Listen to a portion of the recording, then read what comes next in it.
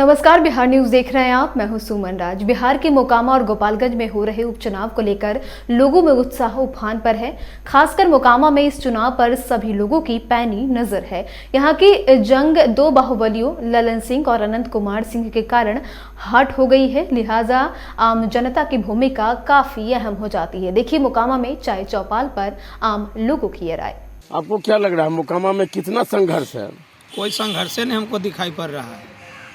एक तरफा मुकाबला मोकामा में चल रहा है। पूरा केंद्रीय 40 विधायक सांसद मोकामा आ रहे हैं भाजपा के, तो लगता है कुछ असर पड़ेगा? कोई असर नहीं पड़ेगा। जब मोदियो जी आ जाएंगे ना तो यो कोई असर नहीं पड़ेगा। मोकामा ही विधायक जी का क्षेत्र है। 17 साल से विधायक जी उसको फूल की तरह एकदम सजा के रखे हैं। आपको क्या लगता है बाबा, इस बार चुनाव में मोकामा में किसका पल्ला भारी रहेगा? अनंत सिंह का रहेगा। क्यों रहेगा भारी? क्यों रहेगा आप नहीं समझ रहे? मोकामा से पैदल आना पड़ता था 7 बजे के बाद। अब पैदल अभी आते हैं, आप अपने पढ़ लीजिए तो जनता क्या समझेगा, जनता क्या करेगा? एक ठो रिक्शा मिलता था आने के लिए, या 7 बजे के बाद एगो पान मिलता था बाजार में। अभी 10 बजे भी जाइएगा तो बाजार में पान मिलेगा। किनका देन है? जिनके पास वोट नहीं है वो बाहुबली का बात करते हैं। अनंत सिंह कभी बाहुबली नहीं है। अनंत सिंह को मैं 1985 से जान रहा हूं। एक कुशल सामाजिक लोग निकले जो बचपन से ही अनेकों झंझटों का निपटारा किया भाईचारे के रास्ते से। ये कभी नहीं कमल खिलेगा मोकामा में, कभी नहीं कमल खिलेगा। इसलिए जो पार्टी कमल से खड़ा हुए हैं वो पार्टी में कोई दम नहीं है। तो हम लोग इसलिए अनंत बाबू को मदद कर रहे हैं कि वो एक गरीब के मसीहा हैं, उनका जोड़ा कोई नहीं है। शांति, विकास और भाईचारा, यही है छोटे सरकार का नाम जो आज फलीभूत है। और मोकामा में यह परिदृश्य बदला, शांति देखने को मिल रही है, समृद्धि आ रहा है, विकास हो रहा है और इन्हीं के नेतृत्व में हो रहा है कि जनता उसको छोटे सरकार पहले बना दिए हैं। आया भी कौन बनने के लिए उसके सामने आएगा? कोई नहीं, जनता बना देगा फिर उसको सरकार। कटिहार के सलमारी बलिया बेलौन थाना क्षेत्र में विशेष छापेमारी अभियान चलाते हुए कई जगह से 8 शराब पियक्कड़ को धर दबोचा गया। बलिया बेलौन थाना अध्यक्ष संजय पांडे ने विशेष छापेमारी अभियान करते हुए 8 पियक्कड़ को गिरफ्तार कर जेल भेज दिया है। मधुबनी के बेनीपट्टी के समाज सेवी संदीप झा मुरारी द्वारा नगर पंचायत से जुड़ी 6 सूत्री मांगों को लेकर दिए जाने वाले धरना से 24 घंटे पहले बिजली विभाग की नींद खुली है। विभाग के एसडीओ पुनेंदु कुमार ने मुरारी झा द्वारा धरना के संबंध में अवगत कराने के लिए दिए गए सभी बिंदु पर जवाब देते हुए यथोचित कार्रवाई करने का आश्वासन दिया है और आवेदक को भी अवगत करा दिया गया है।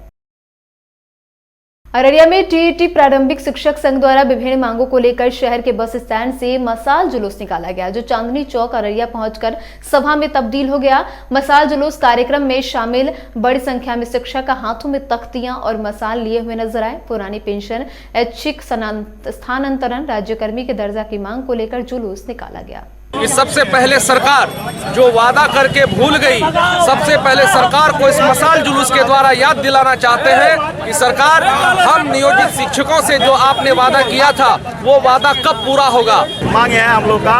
और अंतर वेतन जो विगत 3 साल, कुछ शिक्षकों का 4 साल हो गया है, इसमें किसी प्रकार का ब्याज कुछ नहीं मिलता है, लेकिन सरकार के द्वारा अभी तक हमारे नवनियुक्त शिक्षक है, प्रशिक्षित शिक्षकों को अंतर वेतन नहीं मिला है। हमारा एरियर बकाया है। हमें समान काम का समान वेतन चाहिए, हमें सम्मान चाहिए और 100 समय वेतन चाहिए। महिलाएं हैं हमारी सिवान से, बांका से, एक छोर से दूसरे छोर पे जाके नौकरी कर रही है। वो बच्चे को परिवार के छोड़ के कर रही है, तो उन्हें स्थानांतरण मिले, ऐच्छिक स्थानांतरण सभी को मिले। किशनगंज में 14 सूत्री मांगों को लेकर भारतीय मुक्ति मोर्चा के जिला संयोजक राजेंद्र पासवान ने डीएम श्रीकांत शास्त्री को मांग पत्र सौंपा है। प्रथम चरण के तहत धरना प्रदर्शन के बाद 25 अक्टूबर दूसरे चरण, 31 अक्टूबर को तीसरे चरण और चौथे चरण के तहत 6 नवंबर को जेल भरो अभियान चलाया जाएगा। जिला संयोजक ने बताया कि चरणबद्ध तरीके से आंदोलन चलाया जा रहा है। आज हम लोग चरणबद्ध आंदोलन के ऊपर धरना दिए। मेरा पहला चरण था 21 तारीख, दूसरा चरण है 25 तारीख तीसरा चरण है 31 तारीख 6 अगला महीना 6 तारीख को जेल भरो आंदोलन है 4 चरण में, जिसका ज्ञापन 14 सूत्री मांग को लेकर जिला समाहरणालय में आदरणीय जिला पदाधिकारी को ज्ञापन देने जा रहा हूँ। मसौढ़ी में डेंगू के बढ़ते प्रभाव को देखते हुए भारत सरकार के पूर्व केंद्रीय मंत्री सह पाटलिपुत्र सांसद रामकृपाल यादव ने बिहार सरकार, नगर निकाय, नगर परिषद पर निशाना साधते हुए कहा कि पूरे बिहार, पटना और मसौढ़ी में डेंगू का प्रकोप बढ़ रहा है, लेकिन राज्य सरकार अपने दायित्वों का निर्वहन सही ढंग से नहीं कर रही है। आज खासतौर पर डेंगू एक चैलेंज हो गया है पटना के लिए, पूरे बिहार के लिए। न जाने कितने लोगों की जान चली गई। अभी हमारा एक कार्यकर्ता था कल्लू, उसके बेटे को मैं देख के आ रहा हूँ, 9 वर्ष का बच्चा था, वो डेंगू का शिकार हो गया। हर दिन न जाने कितने लोग इससे प्रभावित हो रहे हैं और बड़े पैमाने पर फैला हो रहा है। मगर राज्य की सरकार हाथ पर हाथ धर करके बैठी हुई है। जो सफाई करने की व्यवस्था की जा रही है, जो जल जमाव है जहाँ से वो डेंगू का वो मच्छर जो है निकलता है, उसकी भी सफाई नहीं हो रही है। मसौढ़ी में गंदगी का आबार है, पूरा गंदगी हो गया है, नर्क जैसा हो गया है।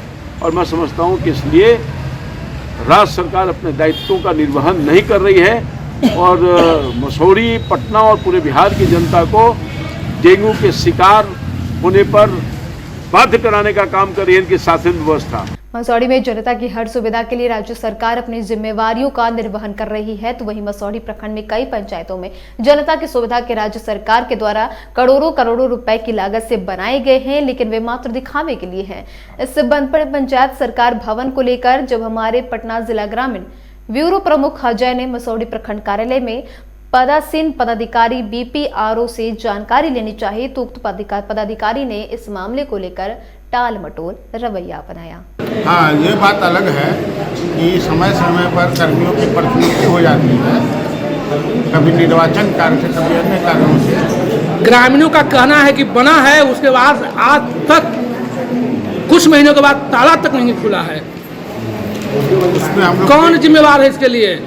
उसके लिए हम लोग कार्रवाई की जा रही है। और क्या कार्रवाई करेंगे? सचिव है और अन्य विभाग के लोग हैं, वहाँ पर बैठेंगे। जनता परेशान है, लोगों का काम हो रहा है, ऐसी बात नहीं, काम तो हो ही रहा है। हाँ, ठीक है,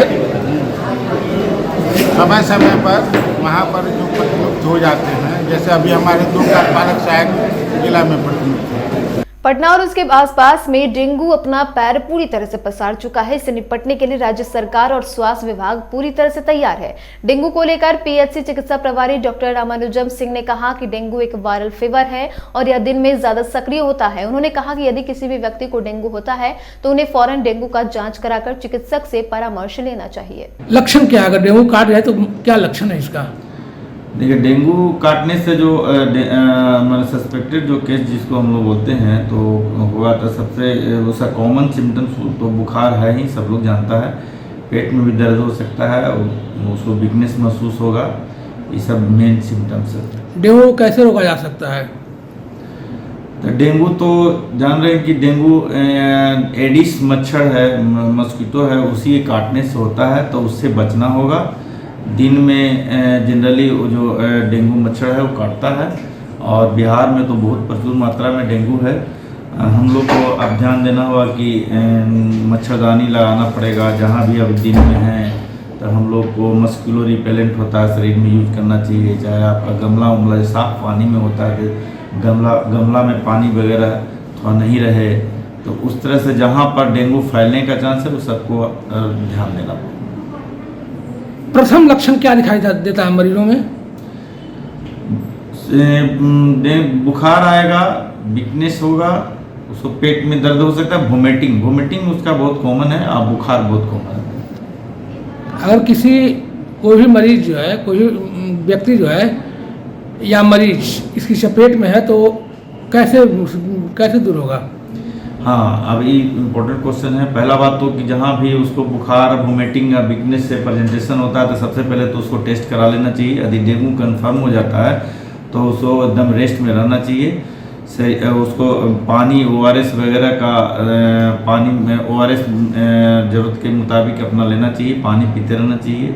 और कुछ जो है कीवी फ्रूट्स है, ये सब पपीता वगैरह ये सब का सेवन करे। रेस्ट में रहना बहुत ज़रूरी है और अपना CBC टेस्ट करा करके उसको प्लेटलेट का डेली मॉनिटर करें कि प्लेटलेट क्या है। प्लेटलेट यदि रेंज तक यदि 50,000 तक है तो हम लोग उसको जनरली घर में भी ट्रीटमेंट मैंने घर में भी ठीक हो जाता है, लेकिन ज़्यादा नीचे होने लगे यदि लगता है कि डेली प्लेटलेट उसको ज़्यादा तेज़ी से घट रहा है तो उसको हॉस्पिटल में भर्ती हो जाए। खबर पटना गया रेलखंड के तिनेरी हॉल्ट की है, जहां पटना गया रेलखंड पर चलने वाली मेमू ट्रेन ठहराव इस हॉल्ट पर करीब 2 मिनट तक हुआ। उसके बाद ट्रेन को अगले स्टेशन के लिए प्रस्थान किया गया। इस मेमू ट्रेन को भारत सरकार के पूर्व केंद्रीय मंत्री सह पाटलिपुत्र सांसद रामकृपाल यादव ने दानापुर DRM प्रभात कुमार की मौजूदगी में हरी झंडी दिखाकर रवाना किया। आपको बता दें कि कोरोना काल में मेमू सवारी गाड़ी का ठहराव बंद था। एक बहुत छोटे से कार्यक्रम को सफल बनाने के लिए आए और यही तिनेरी और आसपास लोग गांव का जो स्नेह और आशीर्वाद वो दिखता है। अभी DRM साहब बोल रहे थे, जब मैं रास्ते में आ रहा था, इनको ये उम्मीद ही नहीं थी कि इतनी भारी संख्या में लोग यहाँ जुटेंगे और शायद पहली दफा एक छोटे से हॉल्ट पर एक छोटा सा ट्रेन रुकने के लिए कितना उत्साह है आपने देखने का मौल। जब से कोविड कारण में बीच में स्टॉपेज बंद हो गया था, उससे काफ़ी दिक्कत हो रहा था। आज से उसका पुनः स्टॉपेज हो गया, जिससे हम लोग को बहुत खुशी हो रहा है। हर तरह से सुविधा उससे मिल रहा है। उसके पहले बहुत दिक्कत हो रही थी। हम लोग श्री रामकृपाल जी का तहे दिल से धन्यवाद करते हैं।